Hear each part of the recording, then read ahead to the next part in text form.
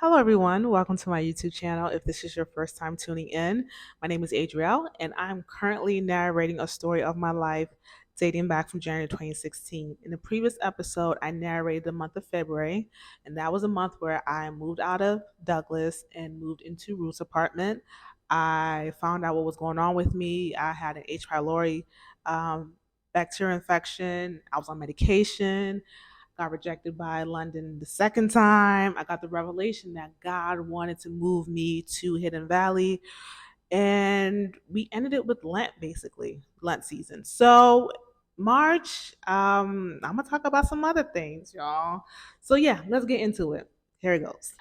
March 1st. March 1st. Okay, so let me preface this by saying this, y'all. When I knew that I was moving in with Ruth, I already told myself that, okay, I'm so thankful and grateful that she's allowing me to stay with her, but I'm not just going to stay with her and not chip in or anything like that. So I thought to myself, there has to be a bill I have to pay in her apartment since I'm not paying rent. So I'm thinking to myself, maybe the cable bill or the light bill, right? So I remember her telling me her light bill was fixed. But while we're at home, she's on her spring break.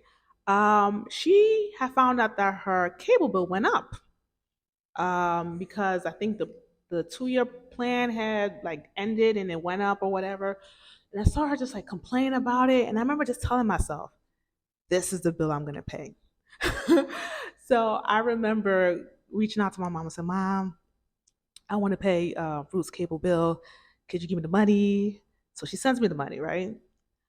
I send her the money on Venmo. She doesn't check it because she's doing other things. So I tell her like, "Hey, Ruth, check your Venmo." She checks her Venmo and she sees that I sent her money and I put what it was for the cable. And her reaction was not what I expected. She was just like, "Oh, Adriel, like you didn't have to do that. Like, no, like it wasn't a thing of, oh, thank you. Oh, okay, you paying for the bill." Mm-mm. Kind of felt like she didn't want me to do it, and at the same time, she wasn't pleased that I did it. So when I saw that, I said, okay, I don't think she wants me to pay, and I don't think she was happy that I did that. I'm someone, if I'm in someone's space, I'm going to respect their space. That was Ruth's apartment. If she didn't want me to pay, I'm going to respect it. I'm not gonna pay. I'm not gonna do that. Whatever she don't want me to do, I'm not gonna do it because I want to respect her space.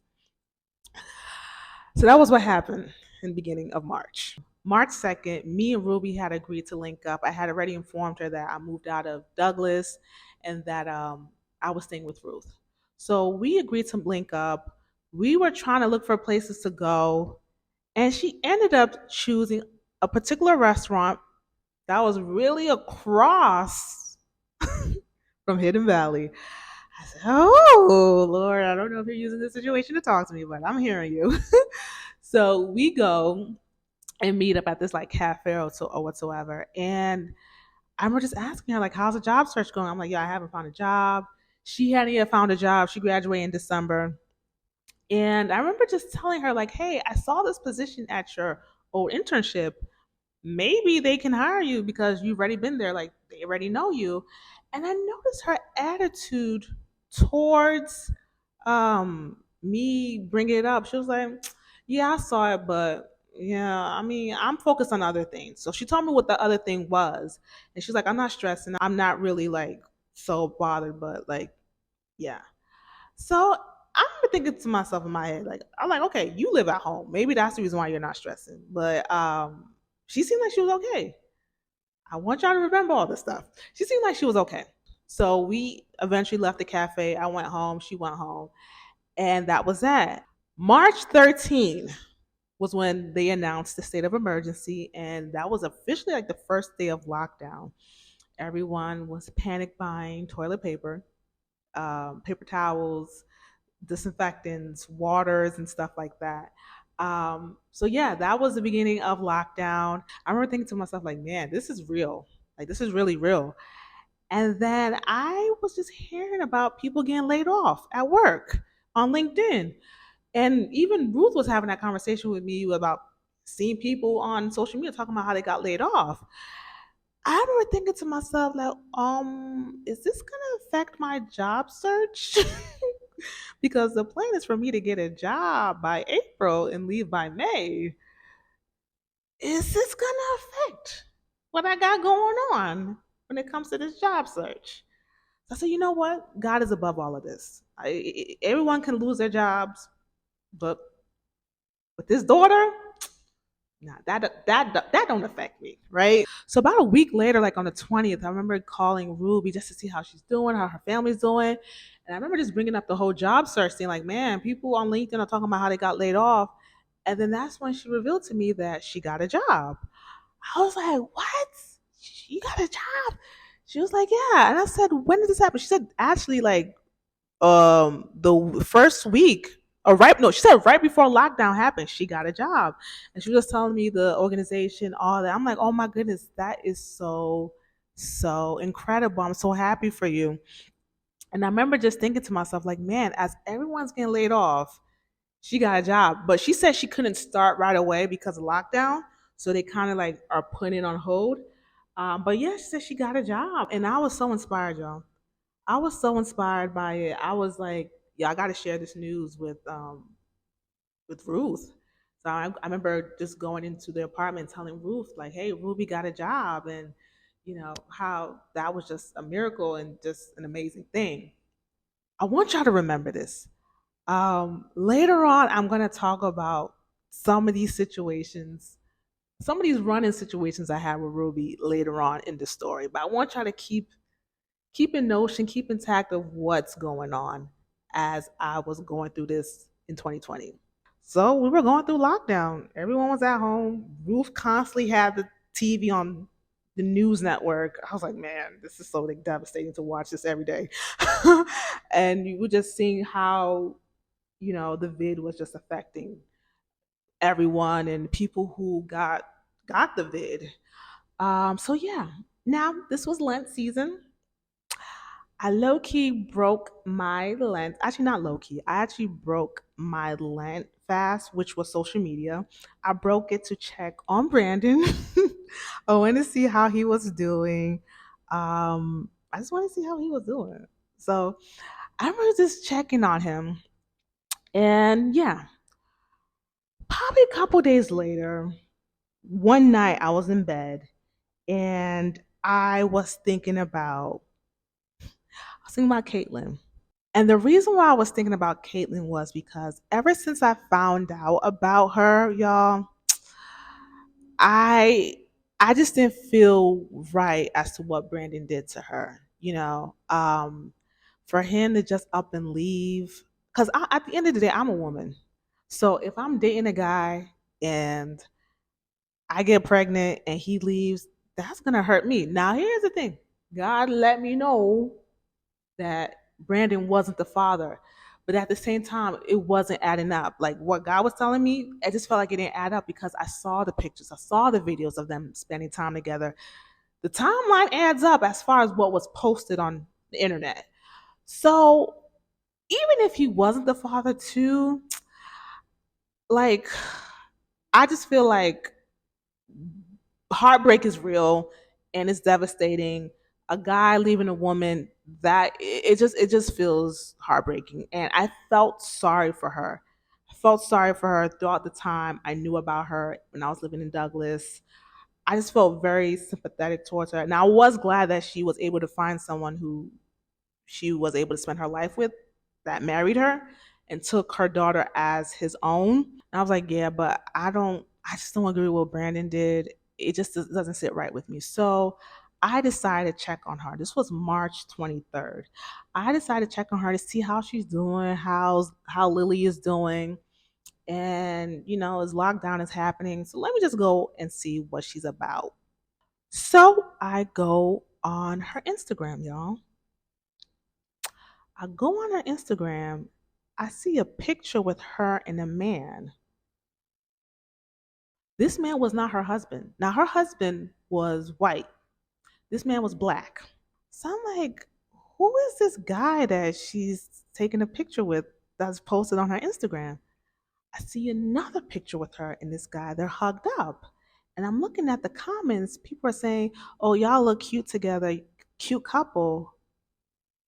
I was like, oh my goodness, Caitlyn has a new boyfriend. Now, for the sake of the story, we're going to call this guy new boyfriend. That's going to be his name for the story. So I was like, Caitlyn got a divorce. What? Yo, I saw another picture of Lily, Caitlyn, and the new boyfriend. So I'm like, Lily has already met this guy. So this is serious. So in my mind, I'm thinking, when did Caitlyn get a divorce? Because when I checked on her July, no, not July, when I checked on her June 2019, I found out she was married. So when did she get divorced? And when did she meet this new guy and they started dating? Now the pictures were dated March 2020, January 2020. Yeah, I want to say January and March 20, like around that January March 2020 time. So I'm like, when did she get divorced? When did she get divorced? So now I'm snooping around. I'm snooping around Caitlyn because I am shocked. So I see her pictures on Instagram. I noticed that I didn't see her husband's pictures, her ex-husband. I didn't see her ex-husband's pictures on her timeline. And then that's when I remembered, wait, Adriel, when you checked on Caitlyn back in June 2019, you didn't see the husband's picture on her timeline too. But I found out through, I think I found out through Twitter or something like that. I was like, yeah, I didn't see his pictures on her Instagram, June 2019. So I was like, yo, when did she get divorced? So I go on her Twitter, I'm scrolling down, scrolling down, scrolling down. Caitlyn had a blog from January 28th, 2020. I read the blog, and that was when I found out she had gotten divorced June 2019. So I'm reading the blog. I'm like, yo, Caitlyn has a whole blog. So apparently, Caitlyn was writing blogs back in 2017 after she and Brandon parted ways. And I think she was telling people what had happened in the relationship or so. So the blog she had in 2020 was kind of like a recap of what she was talking about or what had happened. And I'm reading the blog. Something that she wrote on that blog caught my eye, and I'm gonna put it on the screen. Let's date back to 2016, shall we? Hops into time travel machine. 2016, in a happy relationship, LOL at the happy. Love makes you do crazy things. And by crazy, I mean I got pregnant. Crazy part is, we kind of chose to.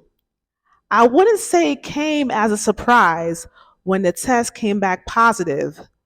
Stupid, young, and in love. Also, timing couldn't have been better. In the middle of my junior season of basketball at a new university, yikes. Yes, my coach made it clear that I wasted a scholarship. Y'all, when I read that, I was taken aback. The part that took me aback was when she said, the crazy part is we kind of chose to. I said, wait, Brandon chose to get Caitlyn pregnant? If Brandon chose to get Caitlyn pregnant, why did he leave? That was my first question. Second question, why would Caitlyn choose to get pregnant by a guy she just met while she's in college? It didn't make sense. Because y'all, I feel like most girls who get pregnant in college, they don't plan it. Like they're just having fun. They see a guy, they're talking to him, they have sex, they get pregnant, like, oops. That I feel like that's what typically happens. I don't know any college girl planning to have a baby in college. So in my mind, I'm like, why would Caitlyn do that? Why would Brandon choose to have a baby with her and then for him to just up and leave? I'm like, this is not making sense. I'm like, yo, if this was Stephanie, I can kind of see how it made sense because they were together for a while. I was like, yo, he just met Caitlyn. And not only that, y'all, Caitlyn lived, I ended up finding out, y'all, ended up finding out that Caitlyn lived in Oklahoma, not Florida, Oklahoma. Now, remember, I had an Oklahoma dream back in 2019, which ties back to it, but I will tie it back later on. Actually ties back to it. But in that moment, I remembered that Oklahoma dream. Caitlyn lived in Oklahoma. Brandon lives in Atlanta. Why are you planning to have a baby with a man that you're in a long distance relationship that you just met? So I went into Matlock mode, CSI mode, SVU mode, the mentalist mode. I went to all types of detective mode.